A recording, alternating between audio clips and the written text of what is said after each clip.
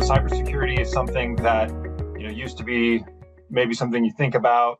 But at this point, it's not really a matter of, if you'll be affected. It's probably just closer to when you will be affected. And we want to be able to help raise awareness, but also give you some strategies and resources to help keep your organization protected from these risks. So one thing to note is that cybersecurity is something that can affect any organization of any size. It can affect any industry. If you have any kind of business that you do on the web in this digital environment, if you exchange payments, I think that would cover just about everybody here. This is something that is of utmost importance. We have seen some significant claims come through from some of our insureds. Last month alone, we had 3 very large cyber claims. These ones were of a type that we call misdirected payment fraud, where an individual can hack into your system through various means and impersonate either you or the person that you're interacting with. And in these cases, the individual who was impersonating somebody else through social engineering gave a different or changed the ACH payment information, and the individual sent the check thinking it was going to the right person because it seemed like it was, and this was for hundreds of thousands of dollars. So, and that was just one of 3. Now, these can be super detrimental to your organization, and while we do offer coverage for cybersecurity, more importantly, we want to give you, like I said, the resources to prevent this from happening in the first place. My favorite Benjamin Franklin quote is, "An ounce of prevention is worth a pound of cure." So, stopping this from happening in the first place, keeping your guard up, keeping your security tight is the first and foremost thing that we want to focus on. So, one of the types of cyber threats that I mentioned was the misdirected payment fraud and social engineering. But we also see ransomware or data breaches. And when you have these, they have different costs beyond even just financial. While, they could, like I said, put your finances at risk, they can also impact the reputation of your organization if your client's information is exposed, or, this is something that can compromise a large project you're working on. So, this is something that we feel matters greatly, and this is kind of why we want to help, reinforce these strategies that can help protect you. So,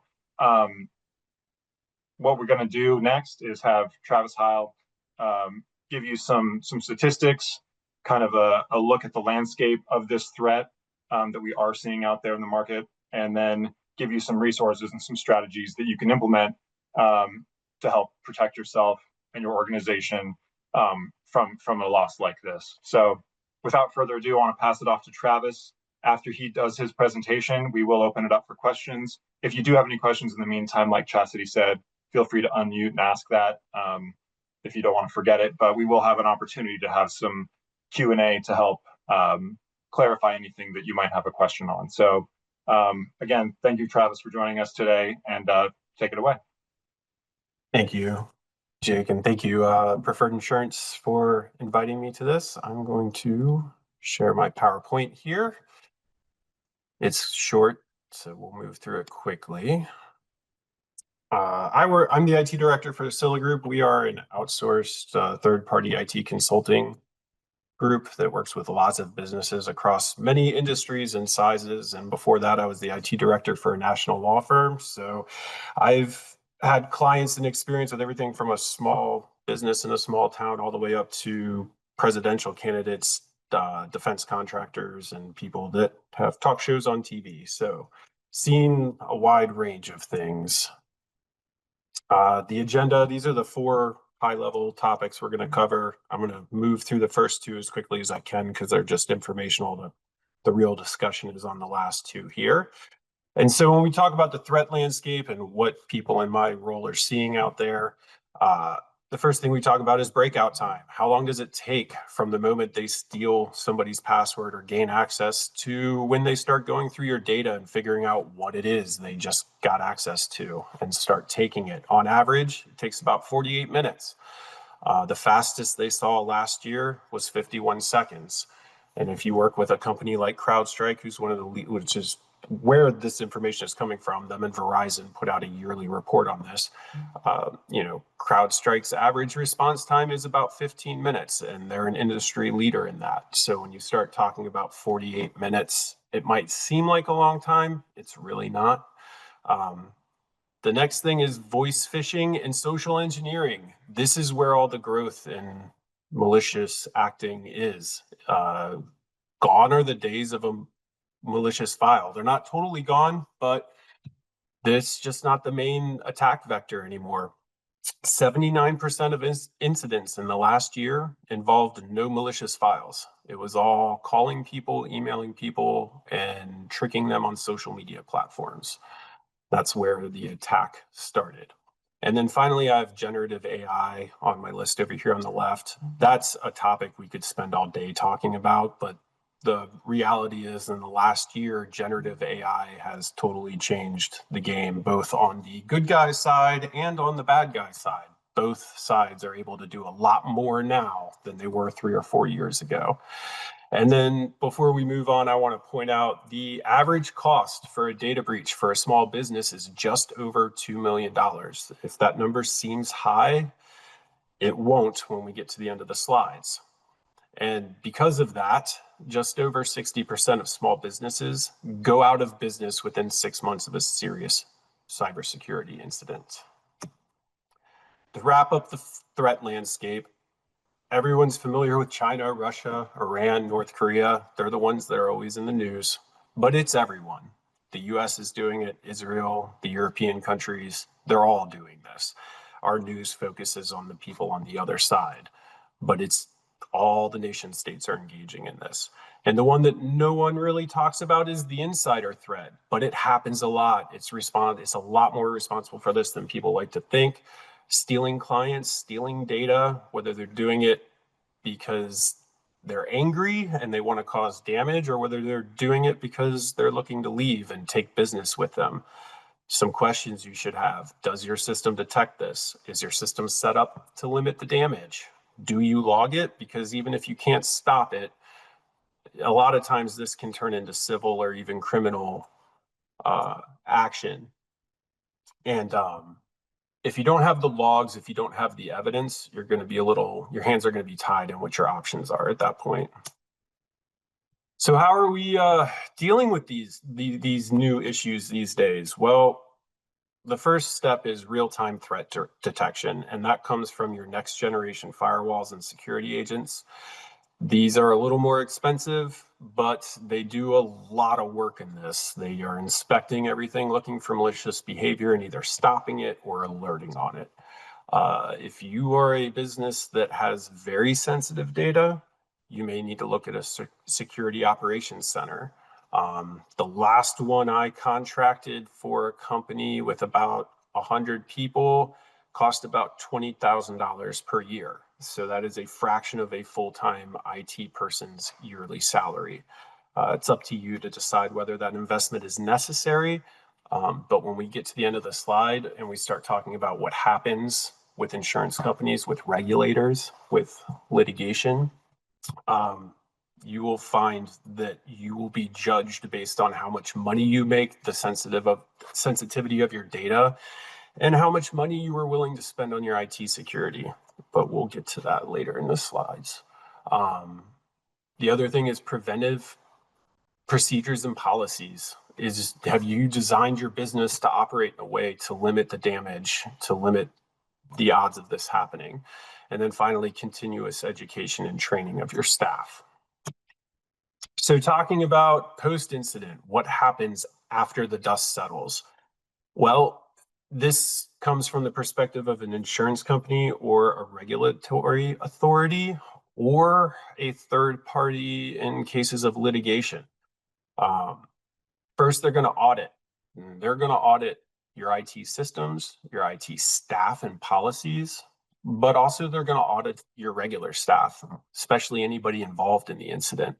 They're going to look for, do you have a culture of caring about cybersecurity, or is it something you wrote in your handbook but nobody takes seriously?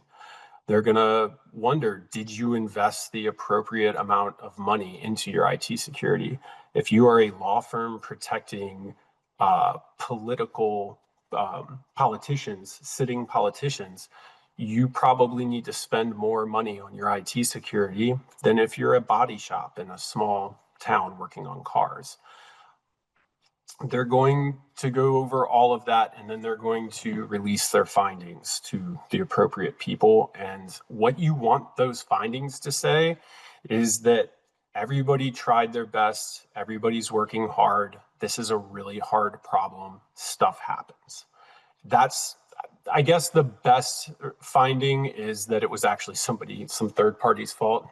You have no liability whatsoever, but assuming you actually are responsible for the breach, the next best thing is for everybody to agree that you really did do your best and try your hardest. This is just a very hard problem to tackle.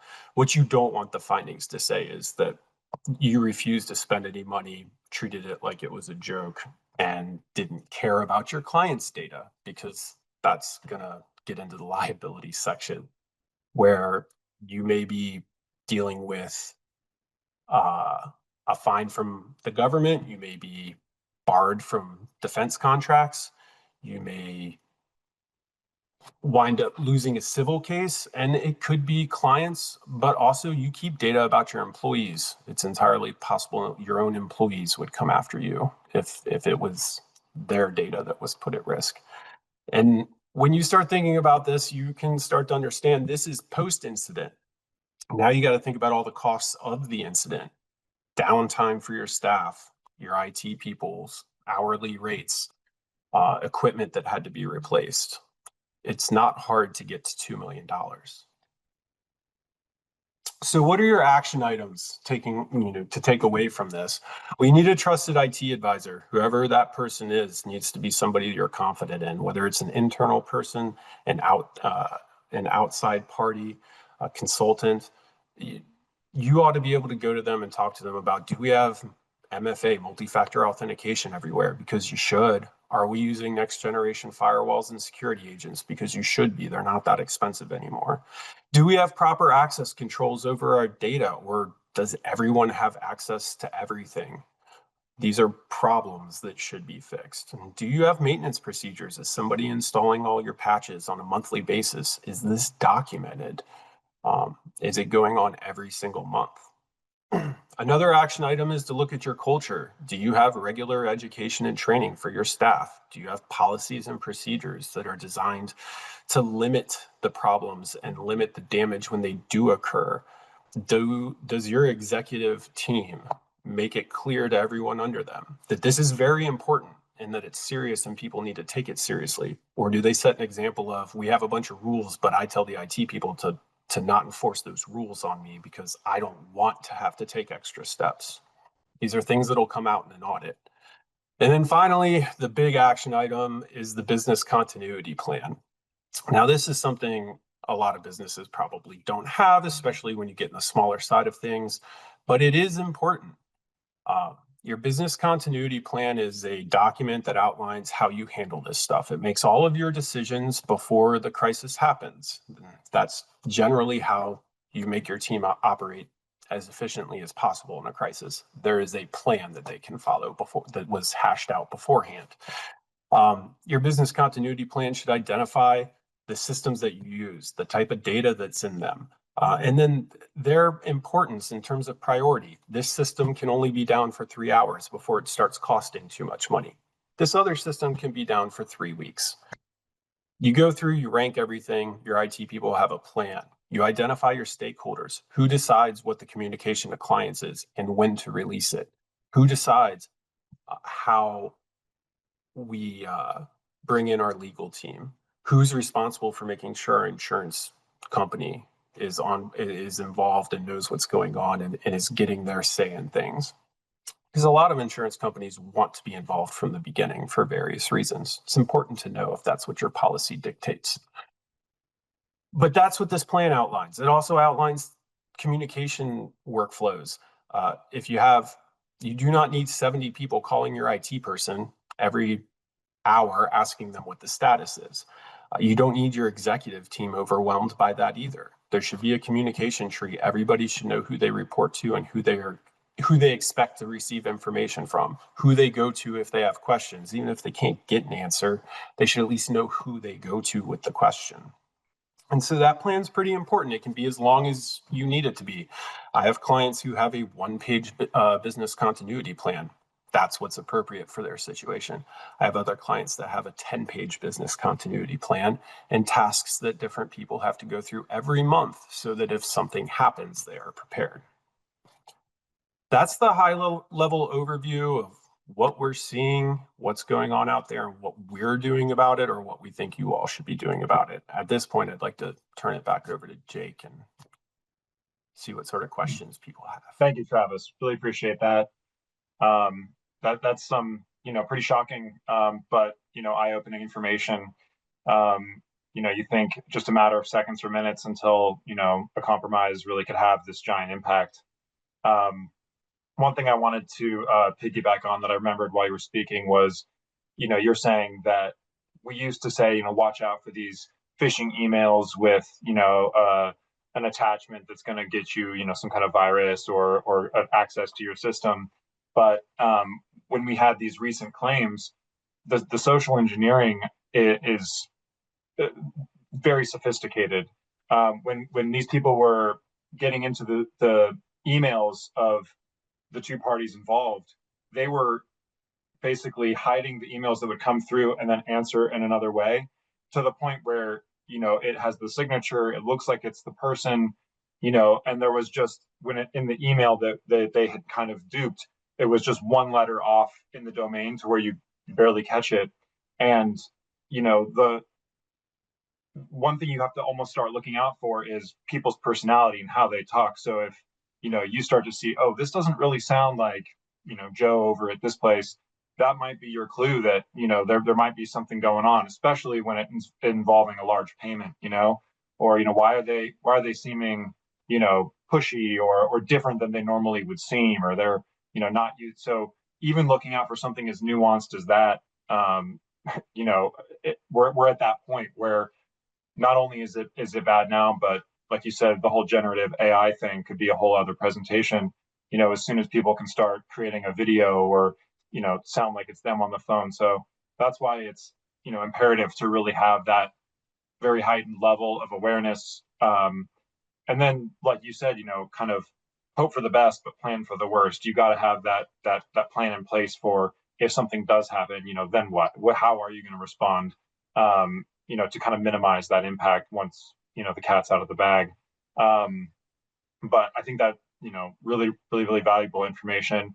If there were kind of the top three things that you could say, Travis, just for the folks listening, I mean, what do we need to, we talked about the threat landscape, but just the basics that you really got to hammer home with multi-factor authentication, just having your spidey senses turned on, to be watching out for that stuff. I mean, anything that you think is sort of like the most overlooked opportunity to protect yourself, or kind of something like that.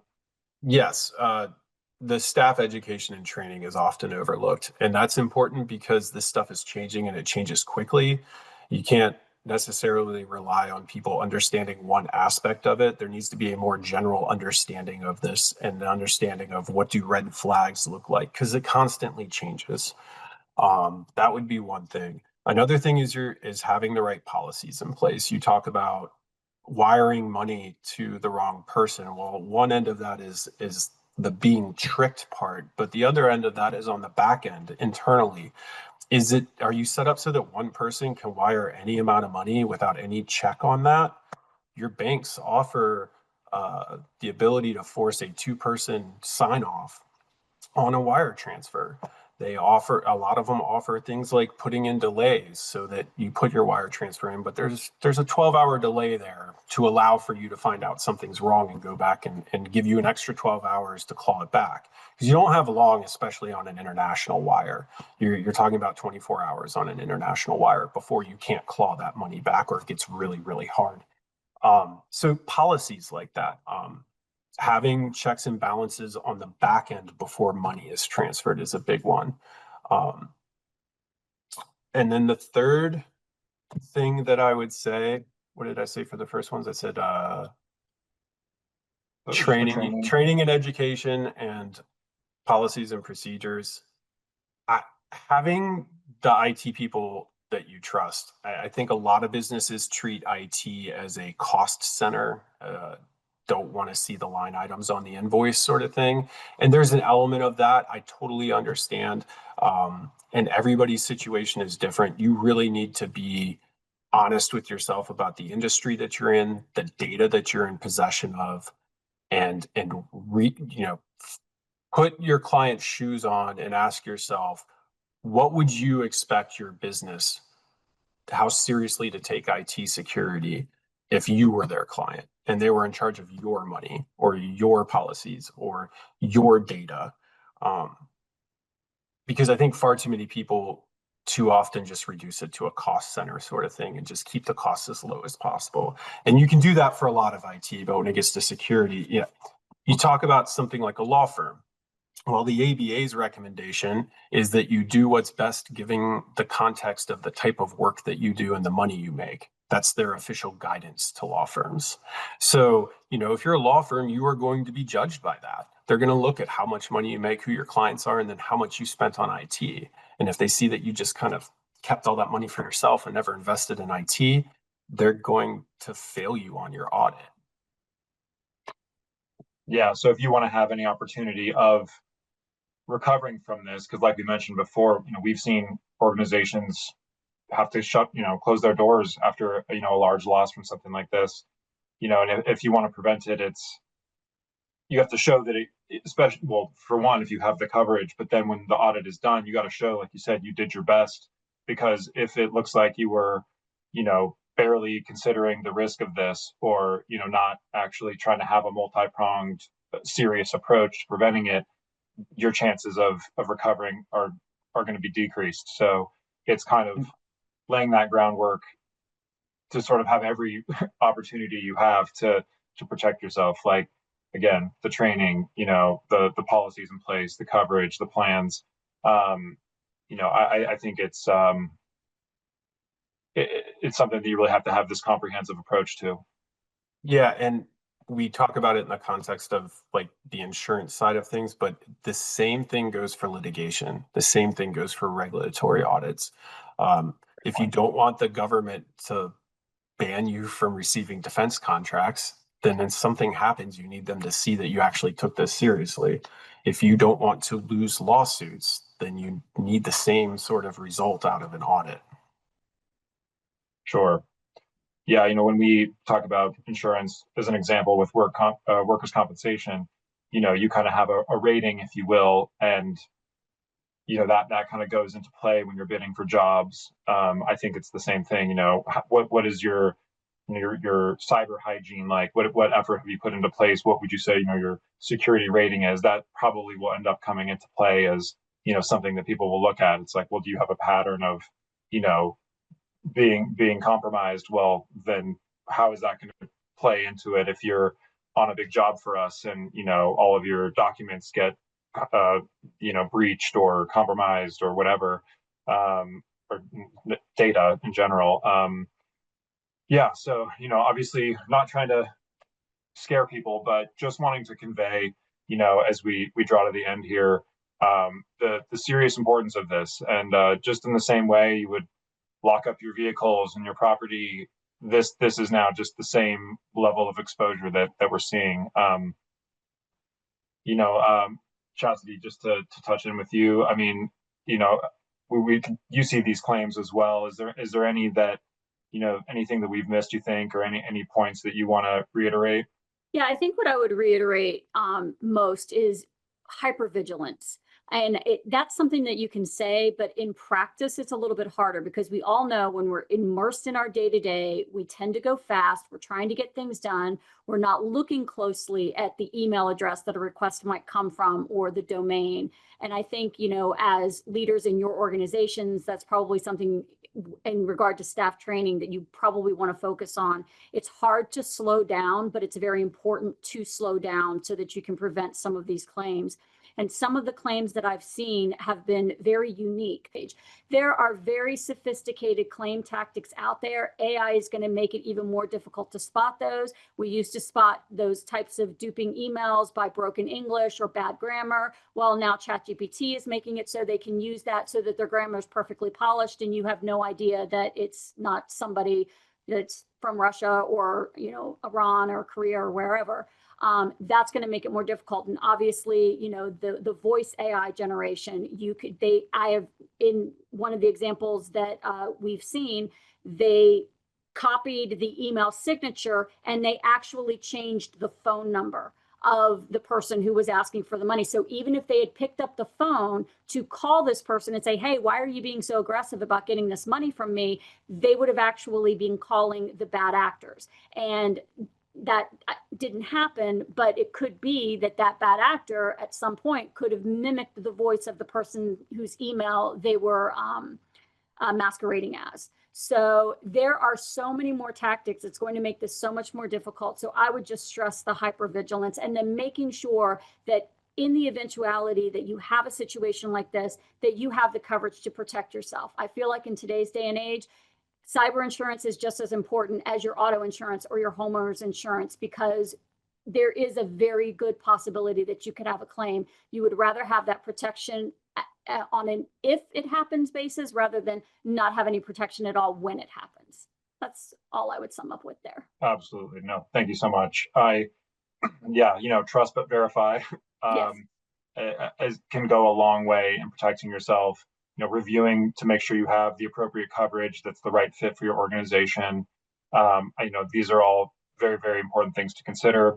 The last thing I would say, and I look at safety as kind of like brushing your teeth. It's not something you can just do every once in a while or think about every once in a while. This is something that really is on a regular basis, got to be top of mind. Hypervigilance, totally true. So, before we close, any final words, Travis? I just want to piggyback off what the two of you have been saying here real quick. Another thing to think about with ChatGPT, it makes researching very easy and quick. So it's not just how to write an email and sound more proficient with English, but also to sound like an expert in a field or an industry or to learn about your target. It's like Google on steroids. Yeah. The other thing that I wrote down in my notes to piggyback off of, it used to be that people had cybersecurity issues because they were doing things they weren't supposed to, or maybe that person isn't really good at computers. But the reality is the vast majority of the people that I've had to work with on a compromise over the last 3, 4, 5 years, highly intelligent people, very good at their job. They knew that what they did wasn't right and it was a mistake that they made, but they were so busy and they were just trying to get work out the door and they were just trying to get finished up so they could go home and they were getting ready to go on a trip. And that's always like that just seems to be 90% of the cases now. These are intelligent people that know better, but they're super busy. And that's seems to be the way most people are these days. High functioning people are crazy busy these days at their job. So if you're a business leader and you're looking at your staff and you're seeing a bunch of staff that's head down busy all the time, they're the ones that need the most education and training because they're the ones that are more likely to make a mistake these days. Very, very good point, Travis. Thank you so much. Well, thank you everybody for coming. We really appreciate the participation. We hope that it was beneficial for you.